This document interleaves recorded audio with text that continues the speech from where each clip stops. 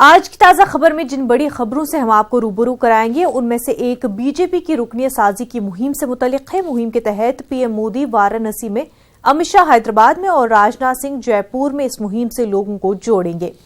हम बात करेंगे मगरबी बंगाल में दुर्गा बनाम राम की सियासत के बीच अमर्त्य सेन के बयान की। उन्होंने कहा कि मगरबी बंगाल की तहजीब में हमेशा से सिर्फ मां दुर्गा रही है।